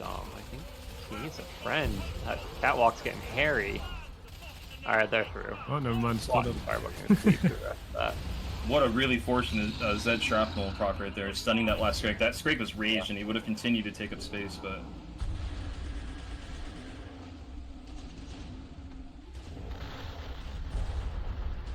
Frontline looks to be getting everything a lot more spaced this time around than they did last game. Yeah, we're not seeing any particularly much. Ooh, there is a triple flesh pound scrake coming in on Alexandru here. there's also a flesh pound that got stuck on PoliceDom's side. It was on the stairs, and I don't know if he saw him. He did see him, so he is time raging now. So PoliceDom's got a time rage coming up, and yeah, Alex is dealing with this triple FP Alex, here, the Z time he's proc. the So stalker in the back as he's starting to take down. Emma gets these extensions. He has these, no problem. Ooh, Alex switching targets there. Works out with more extends. Okay. Yeah, I fully approve of that strategy. That's exactly what I would do in that situation as well. He probably was looking at the Z time counter, knew that he only had 1 left, and he figures I might as well get that guaranteed damage that I know I'm gonna hit because I have the slow-mo. and I'll deal with whatever happens afterward, right? He's got like 75 armor and like 90 health, so he knows he can take the hits, you know? True. It's a pretty confident play. Yeah, it's just playing balls to the walls basically, and just trusting yourself. 207 wave 9. It's the more damage is more damage play. Yeah. Damage is damage, as what it was fond of saying. Yeah. I mean, the thing is, like, so Z time is real, like, Z time efficiency is really a real thing. I always preach this all the time. Like, Oh, here he goes again. If you can, yeah, I know, right? I almost had to listen to this so many times for me. But if you can maximize efficiency like per unit of time in Z time, and by doing things like taking out different larges or just starting different larges, like what Alexandru did there. Over the course of an entire match, if the whole team is doing that, it really helps a lot. You might get like 1 or 2 extra scrapes every that time, and after the whole game, that's like 15 extra scrapes that you killed. Yeah. More damage is indeed more damage. The only way to win is murder. So here we go with wave 10, by the way. Already the last wave on the second game here, so we're wrapping up this match really quickly here. Alex has quite a big spawn coming in to him at the bottom. He's got a double flesh mount spawn right behind him. I don't think he sees it. Oh no. Ooh, that's awful. The Z time comes in clutch right here. Again, if Emma can get these, he can probably nullify a lot of this push here. I spent too much time during that. I spent too much time during that to watching Topwolf shoot down into Alex's lane because I thought that was really cool. Getting a little bit of a punish coming out there for the aggressiveness. He went around the corner around that left-hand side, and it opened up that spawner on the right. Yeah, and now with Topwolf down there, probably helped with the probability of this Scrake, triple FP Scrake they got coming in now. Oh my goodness, yeah, he's getting slammed. For a while. Yeah, I think he may get a Z time proc in the middle of this, depending on luck, but yeah, he is dealing with these in real time here, so let's see how he handles this. That's something to note about rotations, is often the first lane that's rotated to on certain holds will have to be the lane that's rotated to constantly for the rest of time. Yes, and that is because, kind of similar to what we were talking about with Topwolf and PoliceDom, now that Topwolf is down here with Alexandru, they're waiting more of the spawns that are coming down here. And that's going to cause more aggressive spawns, which is going to increase the chance that Topwolf has to stay there because it's heavier. Also, at the same time, we've got a triple flush pan on the front right now with a bunch of huts and a scrape. I was going to say, on top of that, it also lowers the weighting on PoliceDom's top lane right now, meaning that the front lane is going to look heavier as well. Yep, and indeed it is, because we do have... Yeah. And there we go. 3 scrapes and 2 quarter pounds coming in. And then has a quad FP right there, and there's nothing to extend off. Nothing to extend off of here. They're gonna definitely need to freeze this. Good preemptive freeze, knowing that Z time's about to drop, and just getting the freeze out ASAP. That was a really good choice. Double freeze coming in. This is a little dangerous here. NQTheobald taking a crit. Emma getting hit as well. Emma's dropping to half health here. There's, again, nothing really to extend off of here. She's gonna need bodies. Oh, never mind, doesn't connect. That NP... Ooh, the quarter pound. Oh. NQ! NQ, the savior of health bonus. I swear, that was crazy. I saw the situation play out in my head. I was like, if the QP swaps to Emma, that could actually be a death, and it did. But NQTheobald, man, the savior. Wow. QP swap into QP crit, instant death for Emma. Alright, and we're on the boss wave with if I can think of words, with less than 26 minutes on the clock. Yeah, good time so far. Blaze through that. Yeah, now they just have to make really good time for the double hands, and they'll be looking good for pressuring SoftThrow Incorporated into playing their very best for their match later. Yeah, if they can get this wave started and kill the bosses in a minute or so, they're gonna finish the match with over 1,000 time bonus. It looks like they have some kind of spawn manipulation. Let's see how they handle this. We've seen teams in the past themselves. splitting the bosses up, so they may decide to do something like that, or maybe they're just gonna full out DPS them. It's really hard to say. Yeah. Yeah, OFF split up their bosses yesterday, didn't they? Yeah, they did. They had Uranium was down where Alexandru has been holding this whole game, and he had one of the Hanses there, just kind of hanging out with him. Just running him in circles. That's generally the play. That's generally the play with multi-Hans. Is you only want to engage one Hans at a time. Yeah. Alex back with the Dashin gun again. Ooh, so both of the Hans are going to show up at around the same time here. The first one spawned at the spawn, like where they began the game at, and the other one was in the pit, right below where, you know, where PoliceDom and Topwolf were. So both Hans are actually united right now. I might just go for a full-on DPS burst right here on them. Ooh, and the first Z time triggers with nothing for Emma to extend off of, which is not how you want to open a Hans fight. Yeah, that's a bit of an unfortunate thing that happens there with the sharpshooter getting a headshot on the boss there. So I have a feeling that Song didn't mean to do that. But they got to that time again anyway, so Emma can get these. A lot of Emma, where is Emma?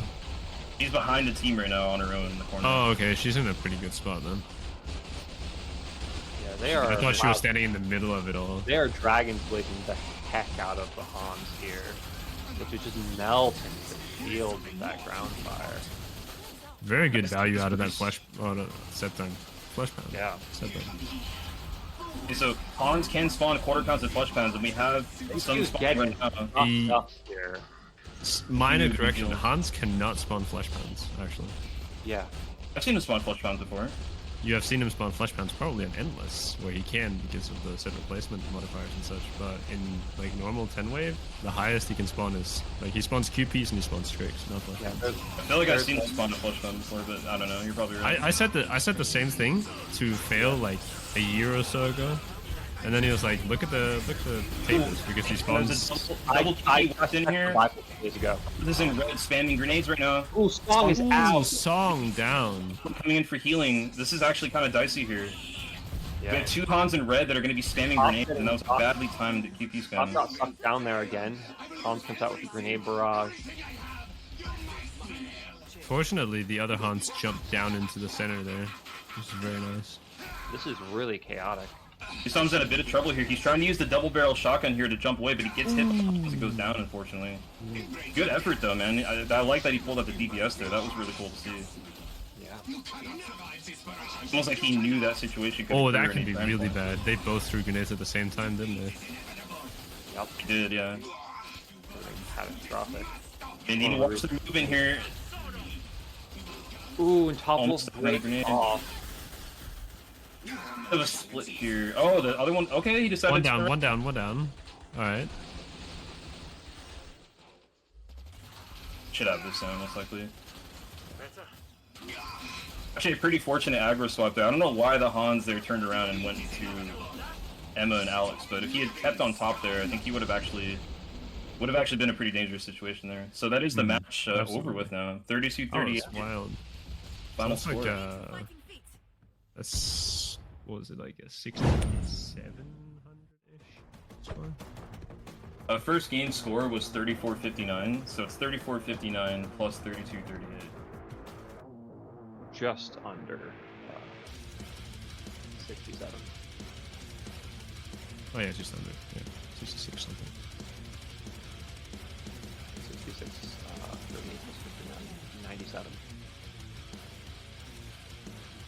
So, interesting to note is that there's the person with the most damage, Alex, only has 365k, which speaks to a very even damage split across the team. All right, are we gonna do an interview? 10. Yeah, I just went ahead and asked. I was just doing the math. I got 66-97 as the final score. 5. Yep. 4. That was what you said as well. 3, Yep. 2, That is the score that SoftThrow Incorporated will have to beat later on this afternoon. That's a pretty big number. You can beat that number, but that's a pretty big number. It's totally doable though. I mean, if they play a real solid game, they have a pretty reasonable chance of beating this. But the thing about no medic runs is that they're probably also going to have to match that strategy as well, right? Because of that 1.5 multiplier. So we'll have to see how they decide to handle it. Maybe they've got some forbidden tech, up their sleeves. The secret sauce, if you will. Yes. Maybe they found a cliff to dump them off of. The infamous Vortex cliff. Known to all players, certainly. Let's see who's gonna come over here. I don't know if someone tried to send a message there while the map was changing, but I didn't see anything. I'll ask again.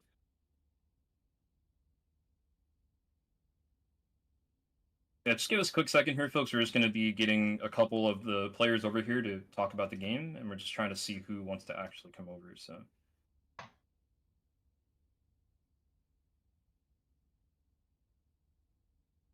all right, so we're going to have Topwolf and Alex. So let me go ahead and drag them. All right.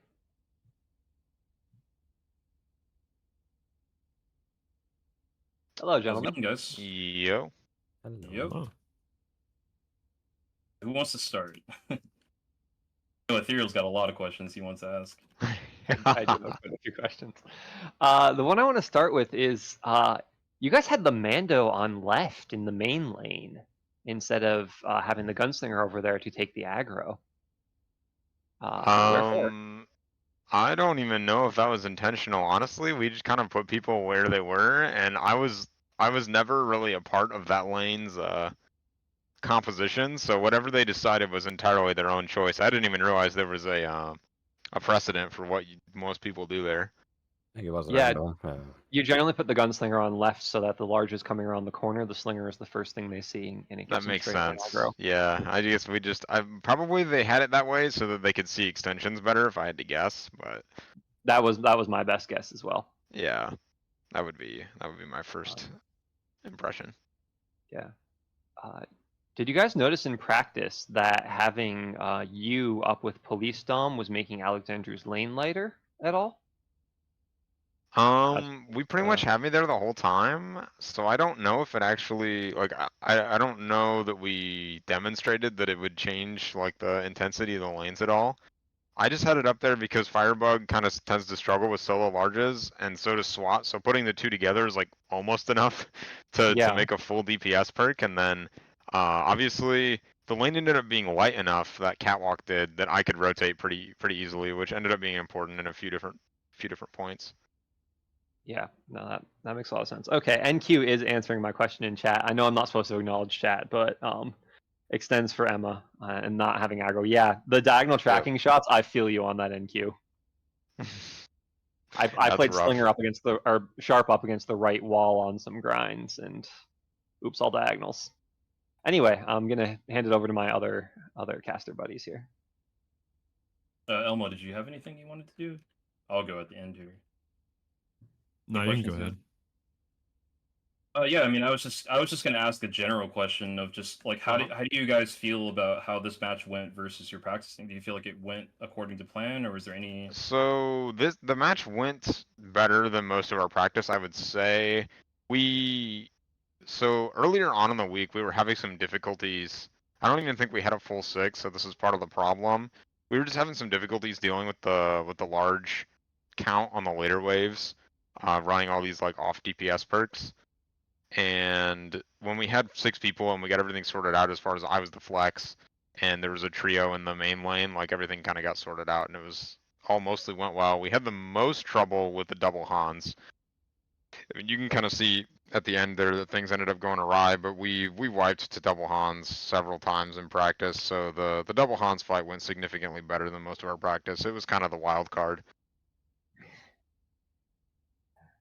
Just with the risk. That's phenomenal. Yeah, and there was not much else that we could do. There was some talk of like running a medic, but running a medic for the whole run, because it would only really be necessary on boss, is just lame. So if we were gonna wipe to it, we were gonna wipe to it. Yeah, I respect that. Actually, I do have a very quick question. Both of your Hans ended up spawning in the same spot, essentially. Was that on purpose, or did you plan for them to be separated? The way that they spawned was pretty much intended. Like, we tried a few different spots, and obviously it's not 100% consistent because there's some RNG in where they spawn. But the main idea was to get them grouped together. We tried splitting them up, and it just didn't work out. Like, somebody would just take a lot of damage kiting one Hans around a bunch of corners or whatever, like a pillar or something, and then like the other people wouldn't have enough DPS to like kill the other Hans in time, and then like the QP spawns especially were the problem. I see. Yeah, that The other makes sense. benefit of having them to be together is also that PoliceDom was running the Dragon's Breath thing. I don't remember what Dragon's it's called. Blaze? The Close fire, yeah, the fire doomstick, and it deals a lot of AOE damage to both Hans if they're together. So we were actually able to get a practice run in where we pretty much just killed them both off in one Z time. It was really good. That's pretty Wow. good. Yeah, I was wondering if it was like a planned thing for time or if it was difficulties in practice or what it was. Yeah, I think Because- it mostly just made the most sense to have everybody grouped up together. Yeah, like it did occur to me when I saw them both together, and I was like, yeah, that would be a lot faster if you can manage to kill both of them at roughly the Yep. same time. Yeah, that too.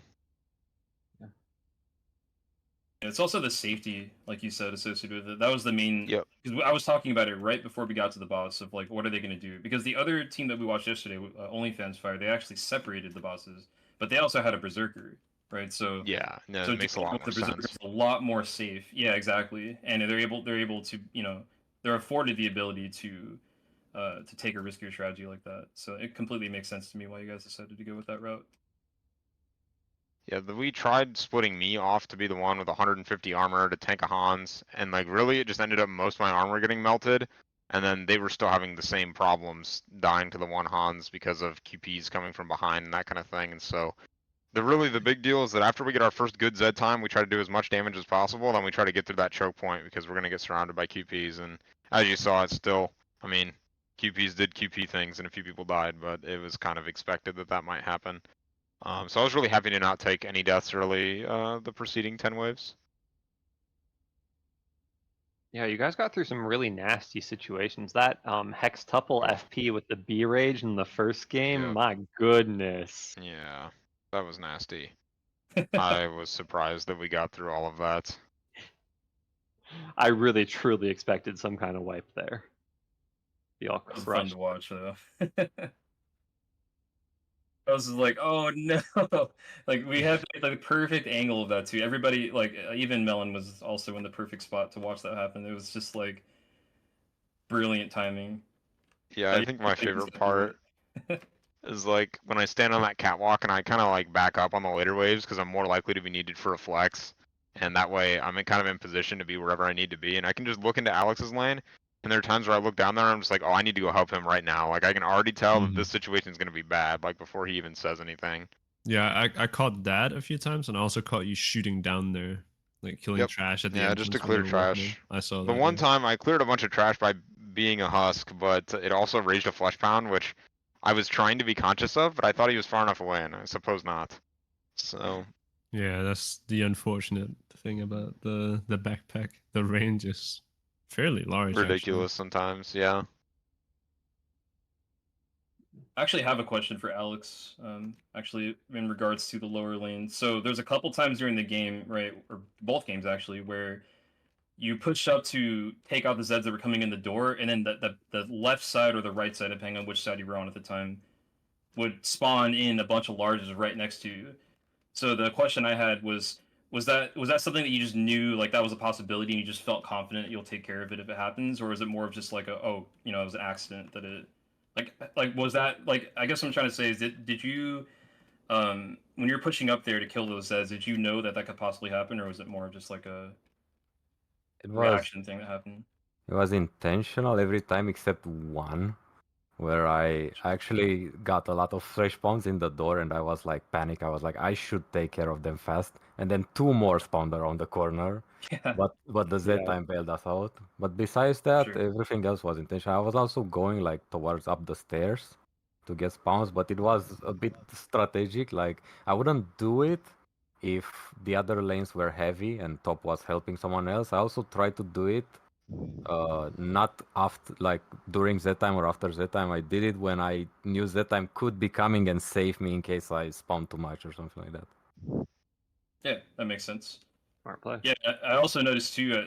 There was one specific Z time. I actually can't remember which wave it was anymore, but it was in the second game, and there was only like one Z time extension remaining, and there were two fletch pounds, and you decided to just start shooting both of them. And at the time, we were discussing it in here, and I mentioned that I believed that you did that because you would rather secure the free damage during the Z time extensions and trust that you can handle it afterwards.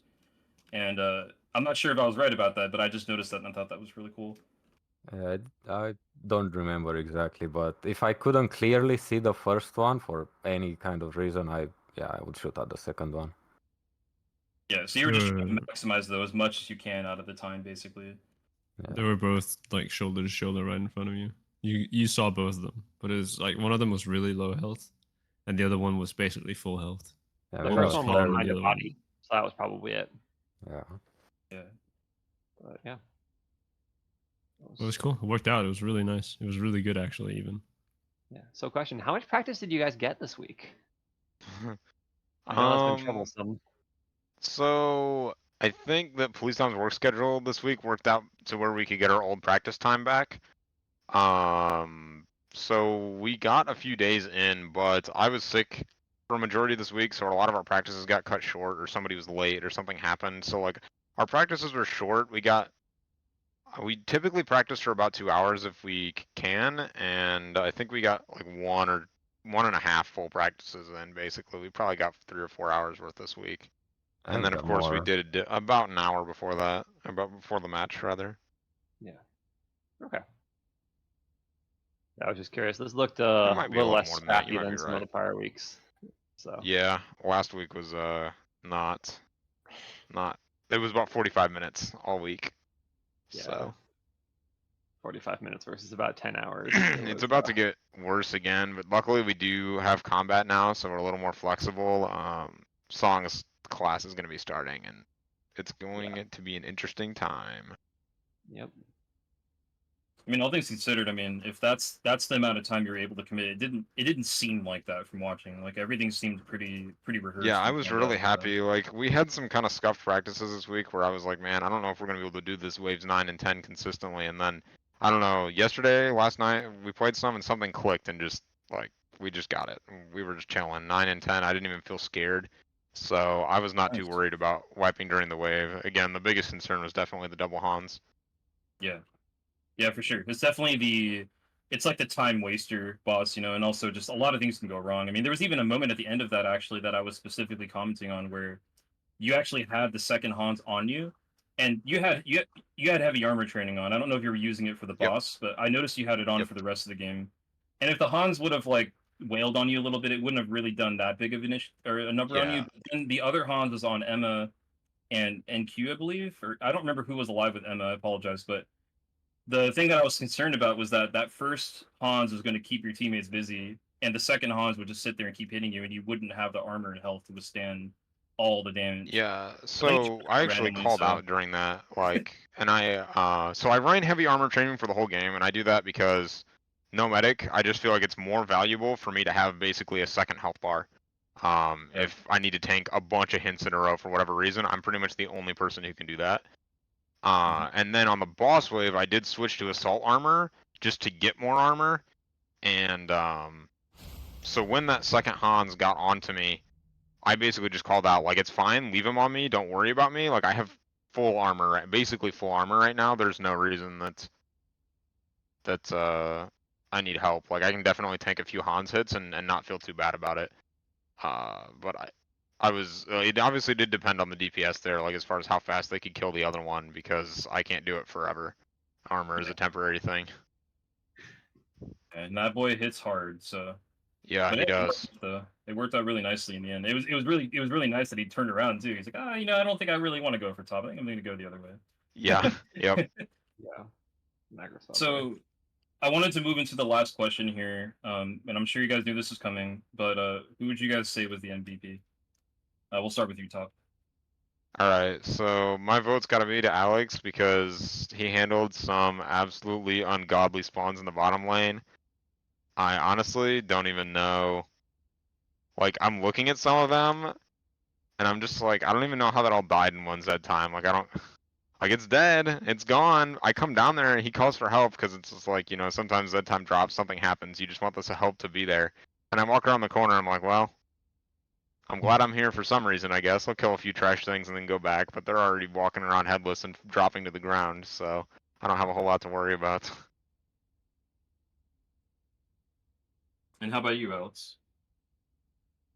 I guess There's so many things that happened this match, which are not our usual things, like PoliceDom playing Firebug, and Kionslinger, Amon Commando. Like everyone else besides me and Song were on, let's say, not the main perks, but yeah, it's tough.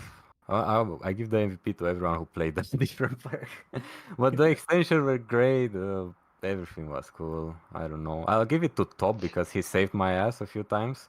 Like that bottom lane, when I'm forced up the stairs, it is so scary because there's like 4 spawners down there. And if I get forced up the stairs, I could go down there and they spawned like FPs or something. So it's very scary to like pick the corner alone. And he was there with me. So I'll give it to him. All right. Yeah. We were talking about that too. Actually, it's so difficult to retake that lane once you get pushed out of it. But yeah, there's a lot of really good teamwork on display from everybody. Thanks so much, guys, for joining us. We're gonna have to end there. We're running a little bit short on time, but thank you so much for joining. And GG's. What was it 66-97? Yes. So really Very- solid Yeah. score for both those games. Yeah, I'm so really happy with it. Congratulations, guys. Should be. Nicely done. Like, well played. Thank you. Yeah, GG's, it was a good time. Yeah. All right, guys. You guys have a great rest of your day, and we'll see you Yep, in me too. whatever match we watch next. See ya.